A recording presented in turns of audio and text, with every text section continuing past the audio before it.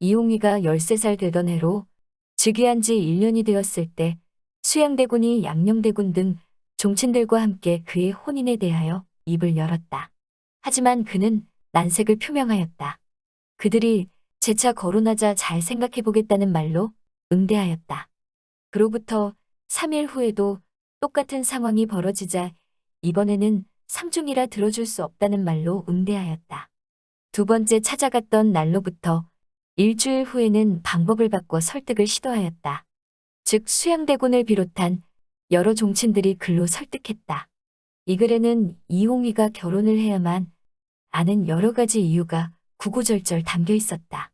하지만 이번에도 내가 만약 이를 들어주려 하였다면 처음에 어찌 들어주지 않았겠는가? 결단코 들어줄 이유가 없다. 라는 글을 내려주며 맞섰다. 이후 4개월이 좀 지나서 수양대군은 계유정난을 일으켰다. 수양대군은 이홍희의 혼인을 위해 간택이라는 초강수를 두기도 했다. 수양대군은 계유정난을 마무리 짓자마자 효령대군 좌의정정인지 우의정 한학 등과 함께 창덕궁에서 처녀를 간택하였다. 더 나아가 이 씨가 아닌 8세에서부터 16세에 이르는 전국의 처녀들의 결혼을 금지시켰다. 한편 수양대군이 중심이 되어 종친과 문무백관 등이 또다시 긴 글을 올렸지만 역시 거절당했다. 그러자 그들은 이홍희에게 몰려간 날이 저물도록 서서 떼를 썼다. 그럼에도 불구하고 그는 어찌 경들이 오래 머무른다고 하여 따를 수 있겠는가? 라는 말로 맞섰다. 그날 다른 신하들과 사간원 등도 똑같은 내용의 청을 연달아 하였지만 그는 그것에 대해서도 일관되게 거부 의사를 드러냈다. 그가 14살이 되는 첫날도 수양대군이 신하들과 더불어 왕비 맞아들이기를 청하였다.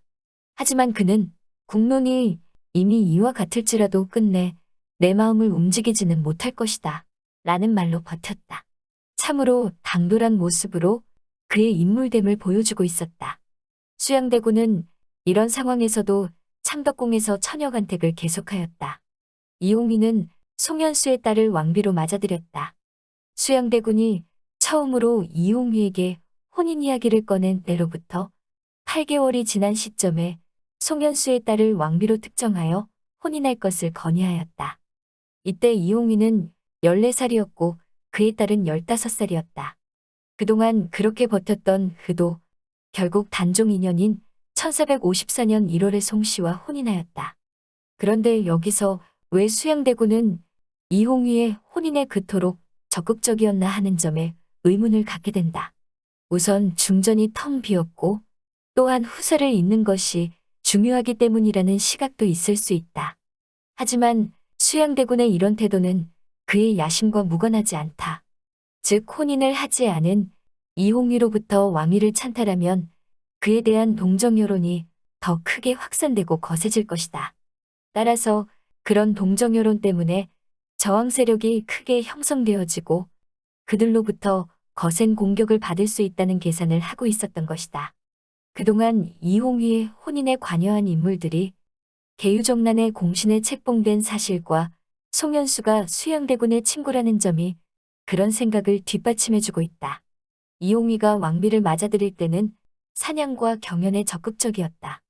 이홍희가 혼례를 치를 당시 그는 사냥에 푹 빠져 있었다. 신하들의 눈에는 너무 지나치다 싶을 정도였다. 따라서 그들이 지금 전하께서 어르신이 자주 사냥하심은 옳지 않습니다. 청컨대 이를 정지하소서 라고 제동을 걸었다. 그러자 이홍희는 생각해보겠다고 하였다. 하지만 그 이후로도 그의 사냥사랑은 이어졌다. 그러면서도 가끔은 세종을 생각하며 감성적인 모습을 보여주기도 했다. 그는 세종이 왕래하던 경복궁에 자미당 창가의 난간을 보면서 세종께서 살아계시다면 나에 대한 사랑이 어찌 적겠는가 라는 말을 하여 주변 사람들의 눈시울을 적시게 하였다. 이홍희는 공부를 지나치게 열심히 하기도 하였다.